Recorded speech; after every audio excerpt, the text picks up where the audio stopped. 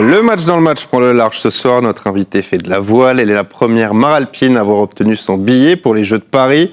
La semaine dernière, elle a décroché le bronze au championnat d'Europe à Athènes. Louise Cervera est avec nous. Bonsoir Louise. Bonsoir. Merci d'avoir accepté notre invitation. On va revenir sur votre actualité. Vous avez donc obtenu la médaille de bronze au championnat d'Europe. Racontez-nous cette semaine comment ça s'est passé. Oui, c'était une super semaine, donc 6 jours de course et à la fin une médaille de bronze. C'est mon premier podium sur un championnat d'Europe. J'étais vraiment contente. On a fait une finale, donc c'est la medal race où il y a les 10 premières qui courent. J'aurais pu aussi gagner l'or, c'était limite. Mais voilà, on est vraiment super content du résultat et je suis montée sur le podium sur un championnat d'Europe à 6 mois des Jeux. J'envoie un gros message à mes adversaires pour les Jeux Olympiques. On sent beaucoup de confiance. Oui, je suis confiante, ça donne des ailes. Oui. Donc on l'a appris en janvier, vous allez participer aux Jeux Olympiques à Paris cet été. Qu'est-ce que ça vous a fait de savoir que vous alliez participer aux JO? Donc ce sera votre première et une première à la maison. C'est une première à la maison, donc c'est sûr que ça donne encore plus d'émotion parce qu'il y a la famille qui va pouvoir venir, les amis, ça va vraiment être un événement vraiment grandiose. Quand ils m'ont annoncé la sélection, j'ai été soulagée parce que c'est vrai qu'on a eu une longue période d'évaluation sur quasiment une saison. Donc c'était vraiment un soulagement en premier. Et après, j'ai pas été trop dans l'euphorie. Je voulais vraiment me concentrer sur qu'est-ce qu'il faut qu'on mette en place maintenant pour aller chercher médaille à Paris parce que c'est quand même ce qui me fera encore le plus plaisir. Vous parlez de votre famille, je crois que votre famille est à fond. Derrière vous, on a contacté votre papa, votre maman et votre sœur qui ont un message pour vous, ça se passe juste ici. Coucou Louise, on voulait te dire qu'on était vraiment très très fiers de toi. On a hâte d'aller te voir au JO à Marseille. On sait que c'est ce que tu attendais depuis toujours. Allez, nous, ça nous comble de savoir que tu as réussi à accomplir ce que tu souhaitais. Mon amour, écoute, gros bisous de toute ta famille. Tu le sais très bien que tout le monde est derrière toi dans tes projets. Et vraiment, nous sommes très, comme a dit ta sœur, très très fiers de toi. Bravo et reviens surtout avec la médaille. Louise, ma chérie, la route a été longue. Depuis l'âge de 10 ans que tu as commencé le sport de haut niveau. Tu as eu des super résultats quand tu étais jeune. Aujourd'hui, tu viens de décrocher la sélection aux Jeux Olympiques. C'est un grand travail, de beaucoup de sacrifices. Là, encore une fois, un très bon résultat et un excellent résultat d'une médaille de bronze au championnat d'Europe. Je pense que c'est ton année. Tu y crois, tu as le potentiel et tu vas aller nous chercher cette médaille. On est évidemment derrière toi et on va tout faire pour que tu réussisses. Je t'embrasse très fort et toute la famille t'embrasse très fort. Ça vous fait quoi, Louise, de voir ce message? Vous voulez me faire pleurer en fait? Non, pas du tout. C'est un peu émouvant quand même parce que je m'attendais pas du tout en fait. Je sais C'est pas fini. C'est pas fini. Oh là là. Je sais qu'ils sont super contents, ils sont vraiment à fond derrière. Moi, sœur, on a une relation qui est pas simple parce que je suis pas souvent à la maison. C'est aussi un petit peu moi qui suis mis en avant quand on demande comment va ma championne, tout ça. Donc c'est vrai que voilà, mais elle est tout le temps là, elle m'a toujours soutenue et avec ses mots, mais voilà, ça me touche, vraiment, ça me touche beaucoup leur petit message. On vous sent très très soudés, je me trompe? On est vraiment hyper soudés. On est franchement, on est 4 personnes de cette famille qui sont vraiment tout le temps à faire les choses ensemble et on a besoin chacun entre nous de nous parler au quotidien, d'échanger sur tout en fait, quand ça va pas, quand ça va bien. Et en fait, c'est des personnes sur lesquelles je peux compter quoi qu'il arrive et que j'arrête la voile ou que j'aille faire une médaille aux Jeux Olympiques, mais la médaille d'or, en fait, ça changera pas entre nous notre relation et ça, c'est quand même un soutien et c'est un petit peu ma base, voilà, pour regarder les pieds sur terre au quotidien. Le sport, Louise, on le sait, c'est souvent une affaire de famille. Est-ce que vous, dans la famille Cervera, la voile, c'était quelque chose qui était dans la famille ou pas du tout? Alors, dans la famille, c'était... Mais mon père a fait un peu de voile. Après, ils étaient beaucoup à s'amuser avec les copains au club. Et c'était pas quelque chose, la voile en particulier, qui ressortait dans les sports fétiches de mes parents. Voilà, mon papa a fait pas mal de football, il fait du golf, il a fait pas mal de choses.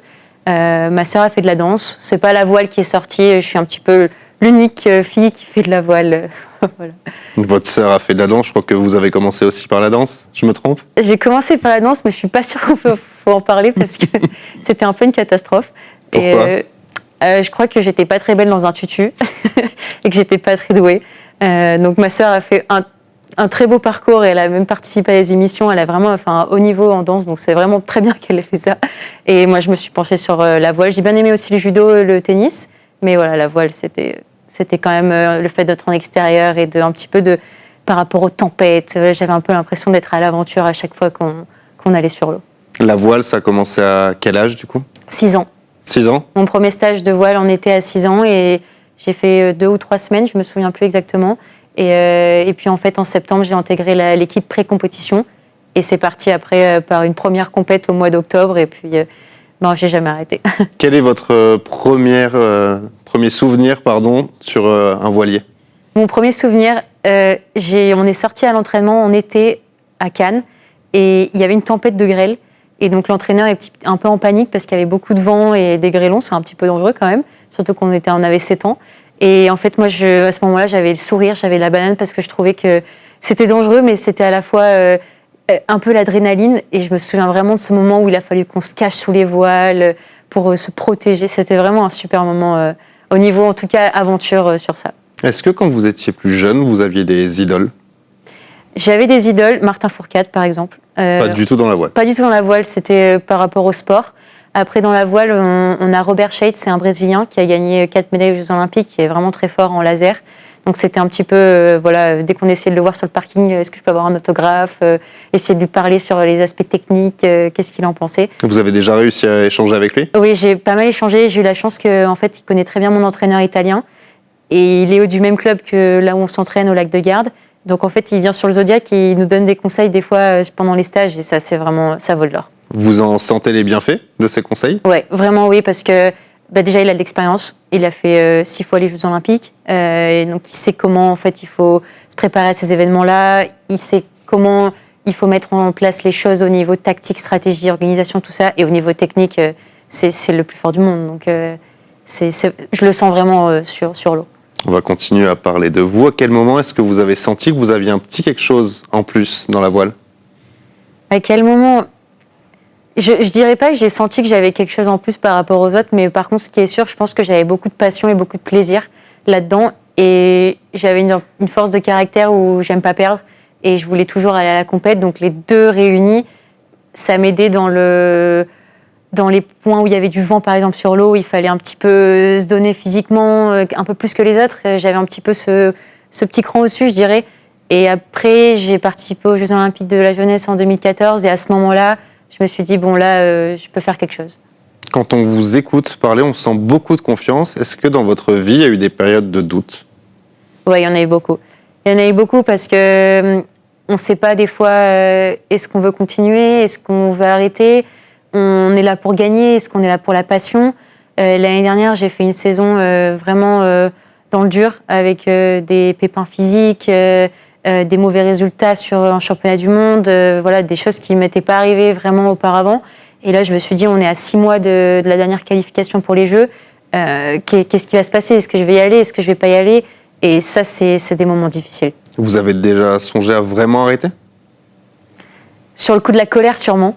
Mais après, mais pas longtemps. Non, pas longtemps. J'ai pas voulu tout foutre en l'air comme ça. Ça marche plutôt bien. Oui, ça marche plutôt bien. Je crois. Ouais. Et j'ai toujours la banane sur l'eau, donc c'est l'essentiel. Et puis, en interview aussi, Louise, vous faites du dériveur solitaire. Est-ce que vous pouvez expliquer à nos téléspectateurs ce que c'est? Donc le nom du bateau, c'est un Ilcassis. Avant, ça s'appelait le Laser. Donc c'est un bateau de 4,20 m de longueur.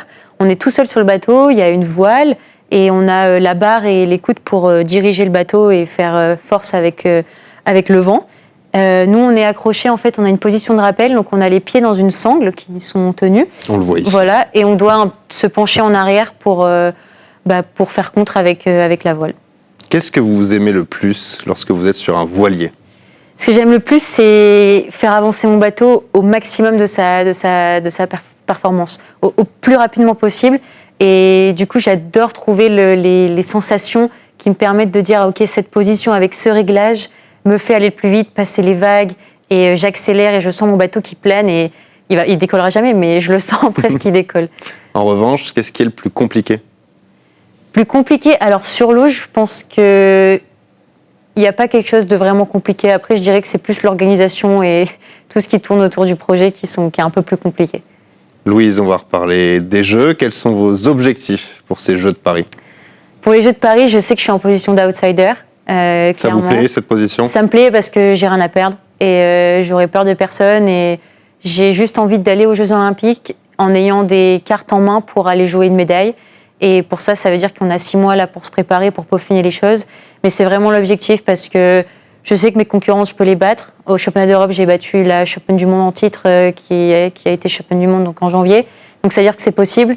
Je peux gagner, je peux faire un podium. Mais par contre, il faut vraiment pas se mettre de pression en disant il faut le faire. Voilà, faut vraiment que j'y aille en essayant de donner le meilleur de moi-même.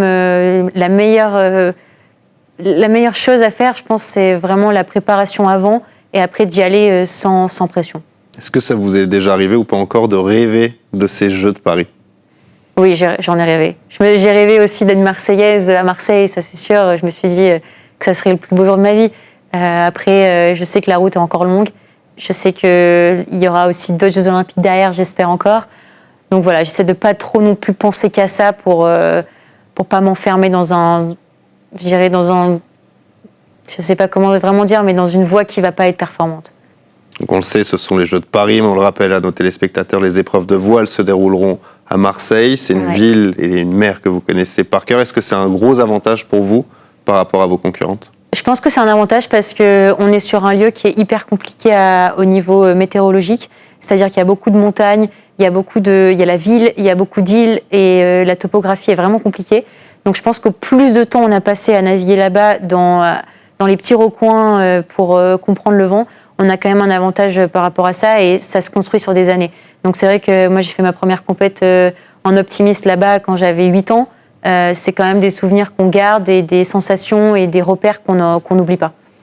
Est-ce que vous pensez qu'il y aura une certaine forme d'appréhension avant de débuter les Jeux Olympiques? Les Jeux, on sait, c'est grand, c'est magnifique. Est-ce que vous pensez qu'il y aura un stress supplémentaire par rapport aux autres compétitions? Je pense que je m'en rends pas compte.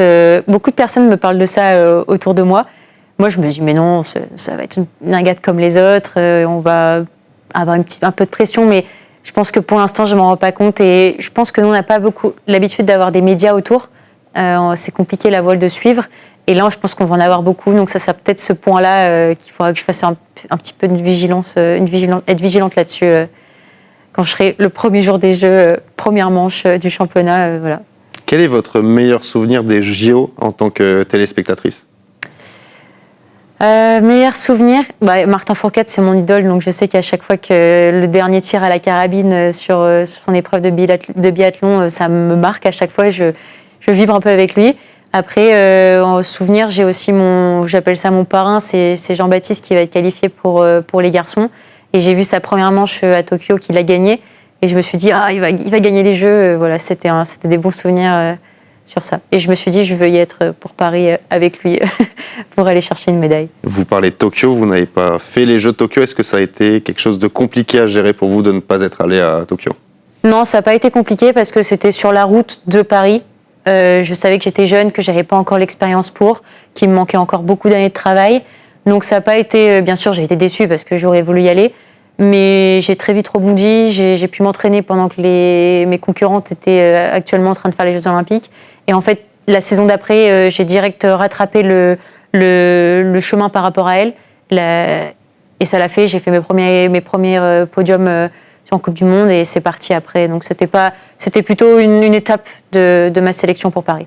Vous avez parlé de votre parrain dans la voile, on va parler de votre parrain, le vrai, qui avait un message à vous faire passer avec vos cousins. Ça se passe encore juste ici. Salut Loulou, ma fille adorée, trop content d'être avec toi ce jour. Enfin, ton rêve s'est réalisé, on est très fiers, très très contents. Tu sais très bien qu'on sera toujours avec toi. Tu recevras toujours ma petite phrase d'encouragement avant chaque épreuve. On croit en toi, la médaille n'est qu'à quelques régates. Allez Loulou! Allez Loulou! Ok. Ouais, là, mon parrain, c'est un beau message. C'est vrai qu'il a toujours les mots pendant toutes les compètes pour envoyer... Tout le temps, toujours? Tout le temps. Et je sais même pas comment il peut suivre, parce que on en a beaucoup dans l'année. Il sait tout le temps quand est-ce que ça démarre, quand est-ce que ça finit, les medal race, les finales. Et en fait, il est tout le temps là à m'envoyer un petit message pour m'encourager, me soutenir, qu'il y ait des bons résultats ou pas, parce que c'est pas tout le temps la médaille. Mais je sais qu'il viendra sur Marseille voir les épreuves et ça fait vraiment plaisir de l'entendre. Ça va être compliqué de donner des billets à tout le monde vu tous les soutiens que vous avez. C'est vrai que ça va être compliqué. J'espère qu'on trouvera pour tout le monde et que tout le monde pourra venir et profiter parce que ça va être un super moment. Tout au long de l'année, vous recevez beaucoup de soutien de vos proches, au-delà de votre famille, des amis, etc. On a les sponsors qui sont aussi d'une grande aide. C'est pas que des aides financières ou matérielles. Ils sont là aussi pour nous soutenir, pour apporter leur expérience parce que ils ont vécu des choses dans les entreprises qui sont aussi semblables à ce qu'on vit au quotidien. Donc ça, c'est vraiment aussi des aides. Il y a aussi les entraîneurs. C'est quand même des personnes. J'ai une préparatrice mentale, j'ai un préparateur physique, un entraîneur au quotidien. Et ces personnes-là, elles sont vraiment importantes et elles nous soutiennent. C'est vraiment du 24 heures sur 24 en fait avec eux. Vous parlez des sponsors, expliquez-nous à quel point c'est important dans votre sport d'en avoir. Alors pour nous, c'est vrai que c'est important parce qu'on a un sport à matériel, donc il faut acheter beaucoup de matériel, des bateaux, des voiles, il faut faire des tests. On se déplace aussi beaucoup en camion pour déplacer nos bateaux sur les compétitions. Donc c'est vrai que c'est des gros budgets sur l'année pour payer les entraîneurs. Donc d'ailleurs, je suis en recherche de sponsors. On ne sait jamais s'il y en a qui sont intéressés. Un message. Voilà. Mais donc c'est sûr que c'est important pour pouvoir vivre de notre passion et continuer à performer au plus haut niveau par rapport à nos concurrentes. Comment ça se passe quand on fait de la voile et qu'on prépare les Jeux Olympiques en termes d'entraînement, d'intensité d'entraînement ? C'est quotidien, clairement. Nous, on fait souvent des périodes de stage, donc navigation, environ entre 10 et 15 jours de navigation. Et après, quand on rentre à la maison, on est sur une période d'entraînement physique. On va faire du vélo, de la musculation, de la piscine, de la mobilité. On va aller chez le kiné pour réparer les bobos, etc. Et après, en stage voile précisément, on aura souvent un entraînement sur l'eau, plus un entraînement à terre qui peut être la même chose, muscu, vélo ou piscine. Et ça, c'est du quotidien, bien sûr, en fonction des conditions météorologiques, mais on a souvent un jour de pause par semaine ou pas, ça dépend. Et parallèlement à ça, vous êtes toujours étudiante ?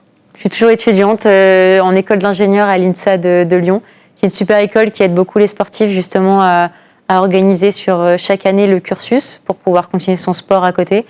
Donc voilà, il me reste la 5e année à valider. Je devrais la valider après les Jeux Olympiques, parce que du coup, on a repoussé la reprise des cours en septembre.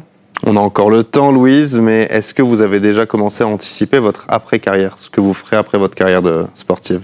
Alors c'est vrai que moi, j'aimerais pouvoir faire les Jeux de 2028. Et pourquoi pas rêver pour 2032 ? Je serai un peu plus âgée, mais on ne sait jamais si j'arrive à tenir jusqu'à 2032 en Australie.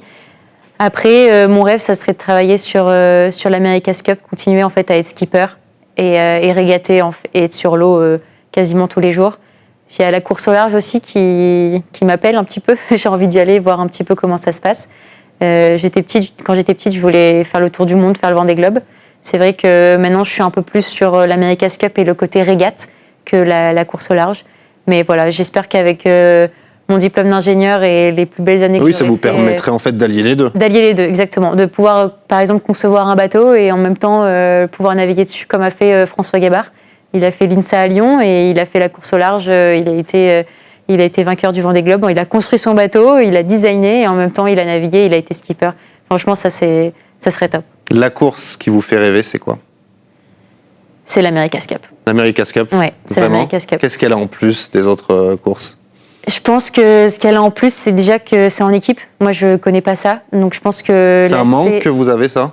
Je dirais pas que c'est un manque, mais c'est quelque chose que j'aimerais bien faire après ma carrière. Parce que je pense que ça peut m'apporter beaucoup de choses.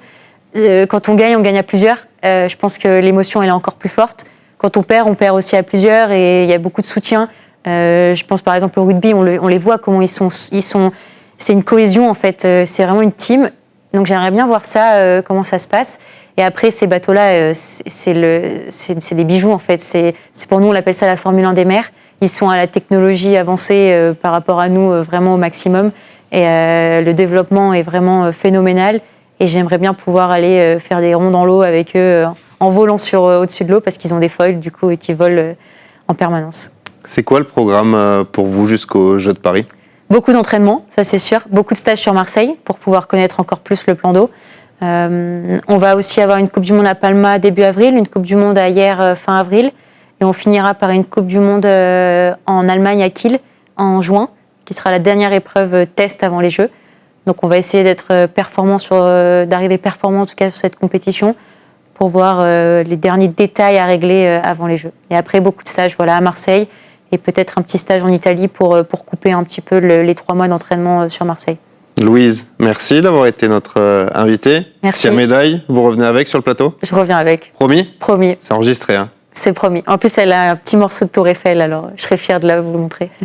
C'est tout le mal qu'on vous souhaite. Merci beaucoup, Louise. Merci Plein de bonnes beaucoup. choses Merci. pour cette année et bonne chance pour les Jeux de Paris. Merci. Merci à vous de nous avoir suivis. Tout de suite, la météo avec TV Monaco. Excellente soirée à toutes et à tous.